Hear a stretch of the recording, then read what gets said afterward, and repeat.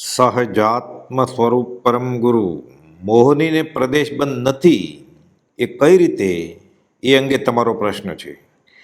મોહનીય કર્મનો તીવ્ર બંધ હોય છે તો પણ તે પ્રદેશબંધ ન હોવાથી તરત ખપાવી શકાય છે. વ્યાખ્યાન સર 1 બોલ 201ના આ બોલ અંગે તમારો પ્રશ્ન છે. અહીં મૂળમાં પરમ ગુરુએ ઘાતી અને અઘાતી કર્મની સમજ આપી છે. ઘનઘાતી એવા 4 કર્મ મોહનીય, જ્ઞાનાવરણીય, દર્શનાવરણીય અને અંતરાય, આ કર્મો આત્માના ગુણને આવરણ કરે છે. જ્ઞાન ધરબાઈ જાય છે, પણ તે એક પ્રકારે ક્ષય કરવા સહેલા પણ છે. વિચાર, પશ્ચાતાપ, આલોચના, પ્રતિક્રમણ વગેરેથી કર્મોની અસર અને કર્મોની માત્રા પણ ઘટાડી શકાય છે. વેદનીય વગેરે કર્મ જે ઘનઘાતી નથી, જ્ઞાન ગુણને આ કર્મ ઢાકે નહીં, તો પણ તે એક પ્રકારે ખપાવવા આકરા છે. તેવી રીતે કે વેદનીય વગેરે કર્મને ઉદય પ્રાપ્ત થાય ત્યારે તે મુજબ ખપાવવા સારું તે ભોગવવા જ જોઈએ, અને ભોગવ્યા બાદ જ દૂર થાય ભોગથી દૂર. અહીં તે ન ભોગવવા એવી ઈચ્છા થાય તો પણ તે કામ આવે નહીં. જીવે તે ભોગવવા જ જોઈએ. ઉદયમાં આવી ગયા, હવે જીવ ગમે તેટલો બળ્યો થાય, છટકી શકે નહીં. ફક્ત ક્ષમતા ભાવે વેદે અને અર્થ ધ્યાન ન કરે તો, સાથે મોહનીય ન હોય તો, વેદનીય પોતે તો વાંજણી છે, તેને પરિવાર નથી, પણ સાથે મોહ જન્મે, તેથી તેવા કે તેથી આકરા કર્મ જીવ બાંધે, જે ફરી આગામી કાળે ભોગવવા જ પડે. જ્યારે આ બાજુ જ્ઞાનાવરણીનો ઉદય હોય તે મહેનત કરવાથી પણ ખપાવી શકાય. દાખલા તરીકે એક શ્લોક જે જ્ઞાન આવરણીના ઉદયથી યાદ રહેતો ન હોય તે 2 વાર, 4 વાર, 8 વાર, 16 વાર, 32 વાર વગેરે વધારે વાર ગોખ્યા કરવાથી જ્ઞાન આવરણીય કર્મ હલકા થાય, મોડા પડે, ક્ષયોપશમ અથવા ક્ષય થાય, અને જે યાદ નહોતું રહેતું તે રહેવા માંડે. અર્થાત પુરુષાર્થે બળવાન થવાથી તે જ ભવમાં વધતે ઓછે અંશે ખપાવી શકાય છે. આ પ્રમાણે દર્શન આવરણીય કર્મના સંબંધમાં પણ સમજવાનું છે. એ રીતે મોહનીય કર્મ જે મહાજોરાવર તેમ ભોળું પણ છે, અને વિચારે કરી મહેનત કરતાં તરત ખપાવી શકાય છે. જેમ તેની આવણી વેગ કે આશ્રવની ઝડપ આવવામાં જબ્બર છે, તેમ તે જલ્દીથી ખસી પણ શકે છે. અહીં બોધ એ છે કે મોહનીય કર્મનો તીવ્ર બંધ હોય છે તો પણ તે પ્રદેશબંધ ન હોવાથી તરત ખપાવી શકાય છે. નામ, આયુષ્ય, ગોત્ર અને વેદનીય કર્મ જેનો પ્રદેશબંધ હોય છે તે કેવળ જ્ઞાન ઉત્પન્ન થયા પછી પણ સર્વજ્ઞ વિતરાગને પણ છેડા સુધી ભોગવવા પડે છે. જ્યારે મોહનીય અને બીજા 3 જ્ઞાનાવરણીય, દર્શનાવરણીય અને અંતરાય, એ મળી એકંદરે 4 કર્મ તે પહેલાં જ ક્ષય થઈ જાય છે. જીવ સદેહે મુક્તપણો અનુભવે છે. આ મોહનીય કર્મ અને વેદનીય કર્મની સામાન્ય સમજણ થઈ. અહીં પણ તારતમ્યતાનો ભેદ છે. વિતરાગ દર્શનનું અગાધ અને પૂર્ણ તત્વજ્ઞાન જીવ અને કર્મના સંબંધ તથા તેના રહસ્યને સ્પષ્ટ કરે છે. જીવ પ્રત્યેક સમયે કર્મનો બંધ કરે છે. કર્મના બંધ 4 પ્રકારના હોય છે: પ્રકૃતિબંધ, સ્થિતિબંધ, રસબંધ અને પ્રદેશબંધ. આ બંધમાંથી પ્રદેશબંધ અને પ્રકૃતિબંધ મન વચન અને કાયના યોગને આધારિત છે. સ્થિતિબંધ અને રસબંધ કષાયને આધારિત છે. વ્યાખ્યાન સર 1 204માં બોલમાં પરમ કુવલદેવ પ્રકાશે છે કે અનંત પ્રકારના કર્મો મુખ્ય 8 પ્રકારે અને ઉત્તર 158 પ્રકારે પ્રકૃતિના નામથી ઓળખાય છે. તેવી રીતે કે અમુક પ્રકૃતિ અમુક ગુણ સ્થાનક સુધી રહે છે. પ્રકૃતિબંધ એટલે સ્વભાવ કે પ્રકાર. કર્મનો જે બંધ તેનો સ્વભાવ નિર્ધારિત કરે છે તેને પ્રકૃતિબંધ કહેવાય છે. એટલે કે કયા પ્રકારનું કર્મ બંધાય છે તે. કોઈક કર્મ આત્માના જ્ઞાન ગુણને ઢાકે, કોઈક કર્મ આત્માને મૂઢ બનાવે, તો કોઈક કર્મ શારીરિક વેદનાનું કારણ બને. કર્મના આ વિવિધ સ્વભાવ છે. સ્થિતિબંધ આત્મા સાથે કર્મને રહેવાના કાળને નક્કી કરે કે કેટલો સમય રહેશે તે સ્થિતિબંધ. સંસારમાં પરિભ્રમણ કરતા જીવ સાથે ઉપાર્જન કરેલ જે તે કર્મ 100 વર્ષ, 1000 વર્ષ, લાખ વર્ષ, કરોડ વર્ષ કે તેનાથી ઓછું કે વધુ કેટલો સમય સાથે રહેશે તે આ સ્થિતિબંધ નક્કી કરે છે. રસબંધ કર્મનું સામર્થ્ય કે પ્રભાવની તીવ્રતા આ જેના દ્વારા નિર્ધારિત થાય તે રસબંધ કહેવાય છે. દાખલા તરીકે તીવ્ર, સામાન્ય, મધ્યમ, તીવ્રતર કે તીવ્રતમ, એ મુજબ કર્મબંધ થાય છે. પ્રદેશબંધ પ્રકૃતિ અને પ્રદેશબંધ જોગા પૈડી પદેશા યોગને આધારે થાય છે. મન વચન અને કાયાના યોગ વધુ તેમ પ્રદેશો વધુ બંધાયા, ઓછા હોય તો ઓછા બંધાય. પ્રદેશ એટલે દલિકોનો સમૂહ. કર્મરૂપે જેટલા પરમાણુ વળગ્યા હોય તે જથ્થો. આ કર્મને લઈને બંધાતા આત્મપ્રદેશોનો અને કર્મ પરમાણુઓનો જથ્થાનો અંદાજ આવે છે. આત્માનો ઓછા પ્રદેશ, મધ્યમ પ્રદેશ કે ઉત્કૃષ્ટ પ્રદેશ સાથે કર્મ બંધાય છે અને તે પ્રમાણે પરમાણુઓનો જથ્થો પણ તે સાથે નિર્ધારિત થાય છે. કર્મના 4 બંધમાંથી પ્રદેશબંધ અને પ્રકૃતિબંધ યોગ આશ્રિત થયા. સ્થિતિબંધ અને રસબંધ કશાય આધારિત છે.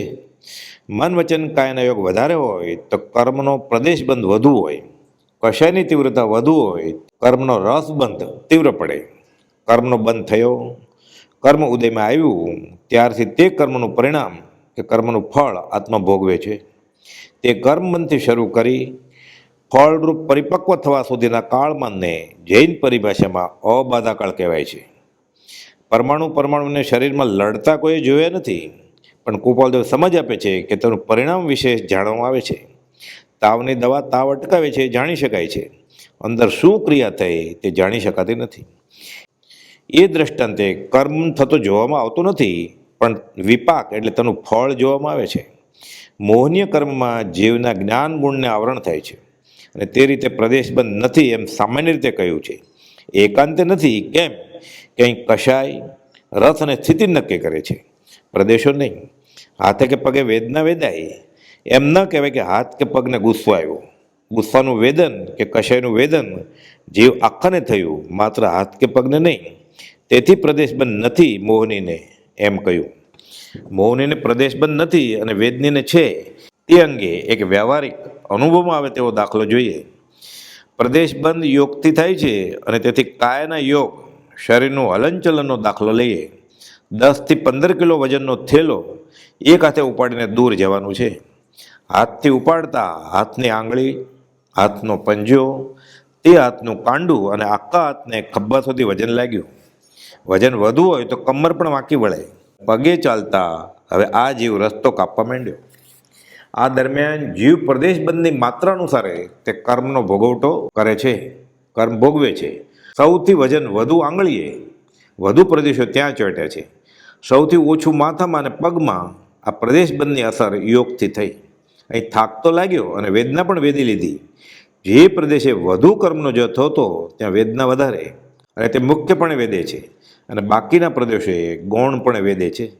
અને થાય ભોગથી દૂર એમ એ વજન ઉચકીને નિર્ધારિત જગ્યાએ મૂકી દીધું અને થાક કે વેદન પૂરું થયું, આશકારો પણ થયો. હવે અહીં વેદની અને પ્રદેશબંધની વાત થઈ, પણ મનમાં આ વજન ઉપાડનારને ક્રોધ આવે કે મને આ કામ કેમ સોંપ્યું, મારું અપમાન કર્યું, હું વેર બદલો લઈશ. ત્યારે હવે જીવને કશાયને લઈને સ્થિતિ અને રસનો બંધ પણ પડે. અહીં હવે સામાન્ય વજન સાથે સંબંધ નથી, માત્ર માન અપમાનને લઈને થતા વિભાવને આધારે કર્મબંધ થાય છે. જો આ વજન કરતાં વધુ વજનનો પોતાનો એકનો એક છોકરો તેડ્યો હોત તો ત્યાં મોહને લઈને આનંદ વેદાતો હોત અને ત્યાં વળી અલગ પ્રકારના મોહની બંધાત. પણ અહીં ક્રોધને લઈને દ્વેષના અને પોતાના છોકરાની વાત આવી ત્યાં રાગના કર્મના દળિયા બંધાય છે. દ્રવ્ય, ક્ષેત્ર, કાળ અને ભાવે બાહ્ય અભ્યંતર પરિણામને આધારે પરમાણુઓ જે ક્ષેત્રે કર્મવેદના રૂપે ઉદયમાં આવે તે એકઠા થઈ ત્યાં તે રૂપે પરિણમે અને ત્યાં જેવા પ્રકારનો બંધ હોય તે રીતે ઉદયમાં આવે. પરમાણુ માથામાં એકઠા થાય તો તે માથાના દુખાવાના આકારે પરિણમે, આંખમાં આંખની વેદનાના આકારે પરિણમે છે. એનું એ જ ચૈતન્ય સ્ત્રીને સ્ત્રી રૂપે પરિણમે અને પુરુષને પુરુષ રૂપે પરિણમે છે. અને ખોરાક પણ તથા પ્રકારના જ આકારે પરિણમે પુષ્ટિ આપે છે. પરમ કુપાલદેવે વ્યાખ્યાનસર 2માં 17માં બોલમાં સ્પષ્ટતા કરી છે કે 8 કર્મ બધા વેદનીય જ છે, કે બધા વેદાય છે, પરંતુ લોક પ્રસિદ્ધ વેદવું ત્યાં થતું નહીં હોવાથી લોક પ્રસિદ્ધ વેદનીય કર્મ જુદું ગણ્યું છે. જીવ સ્વભાવમાંથી બહાર નીકળ્યો, લક્ષ્મણ રેખા ઓળંગી કે માર પડવાનો. ટૂંકમાં મોહનીય કર્મો, વાસનાથી બંધાયેલ કર્મો, કશાયથી બંધાયેલા કર્મો વિચારે કરીને ખપાવી શકાય, અંતકરણપૂર્વક પ્રાયશ્ચિતથી ખપાવી શકાય, અને પ્રદેશબંધ ન હોવાથી આ શક્ય બને. કેમ કે આવા કર્મો આધિ અને ઉપાધિ વધુ કરે, મનની મૂંઝવણ અને અજ્ઞાન કે વિપર્યાસ ઊભા કરે, અને વચન કે કાયા કે મનોયોગની પ્રવૃત્તિ થઈ બાંધેલા કર્મો શરીર આશ્રિત દુઃખ ઊભા કરે, દાખલા તરીકે હાડકું ભાંગે કે અલ્સર, કેન્સર, ગાંઠ, ગુમડા ઊભા કરે, જે વેદી લેવાથી થાય ભોગથી દૂર. પ્રદેશો મુક્ત થયા પણ તે ભોગવ્યા પછી જ મુક્ત થાય.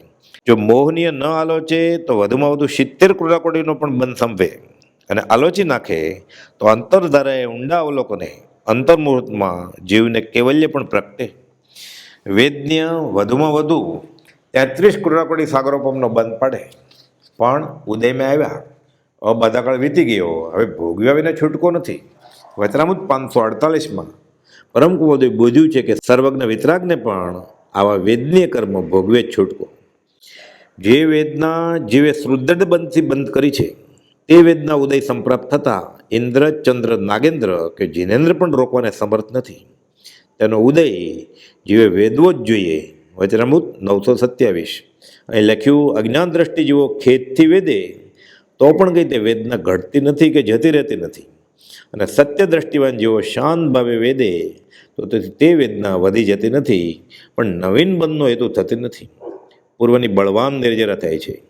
આત્માર્થીને એ જ કર્તવ્ય છે, અને મોહનીના નાશને અર્થે 20 દોહા, યમ નિયમ અને સ્મરણ મંત્ર સજાત્મ સ્વરૂપ પરમગુરુ મંત્રનો ઉપયોગપૂર્વકનો જાપ, જે તે ગુનાઓ યાદ કરી તેના પ્રતિપક્ષી ગુણોને યાદ કરી ફરી ફરીને કરવાનો બોધ છે, જે બળવાન નિર્જરાનું કારણ છે. મોહનીમાં કર્મ પરમાણુ ઓછા હોય પણ રસ કે અનુભવ તીવ્ર હોઈ શકે. જ્યારે પ્રદેશ બનતો પ્રદેશોની માત્રાને આધારે નક્કી થાય કે કેટલા પ્રદેશે કેટલા કર્મ પરમાણુઓ વળગ્યા.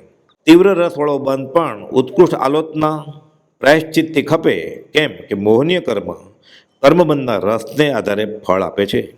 જ્યારે પ્રદેશ બંધમાં ઝાઝા પ્રદેશો રોકાયા, ઝાઝા કર્મના પરમાણુઓ વળગ્યા, તે બધા ખપે ત્યારે જ વેદનીય જાય, થાય ભોગથી દૂર. એ પ્રમાણે વેદે જ છૂટકો. 700 વર્ષો જૂના અર્વાચીન કર્મગ્રંથના કરતા શ્રી દેવેન્દ્ર સુરી મહારાજે ઘણી ઊંડી સમજણ આ અંગે આપી છે. ગીતાર્થ આચાર્યો દ્વારા સમજવા અને સમજાવવા સારું યુક્તિબળ પણ વપરાય છે. ખરું તો કેવળી ગમ્ય, બુદ્ધિને સંતોષ મળે અને ત્યાગ વૈરાગ જન્મે તો શુભમાં રહેવાનું નિમિત્ત પણ બની આવે. પણ સિદ્ધાંત જ્ઞાન ન જાણે તો પણ તે બધું જ્ઞાની તો જાણે જ છે, અને તે મુજબ જ બધું થયા કરે છે. જ્ઞાની સાચા મનાય અને વળગી રહે, અને જ્ઞાનીના આશય અને આશ્રય વર્તે તો કર્મના ભેદ, બંધ અને મુક્તિના સૂક્ષ્મ ભાંગા ન જણાય તો પણ અંદર બધું થયા જ કરે છે. અને જીવને પોતાના ભાવ પ્રમાણે અધ્યાત્મમાં આગળ વધવાનું અને છૂટવાનું બને છે. એમ પૂજ્ય બ્રહ્મચારી જે બોધ્યું છે, સહજાત્મ સ્વરૂપ પરમ ગુરુ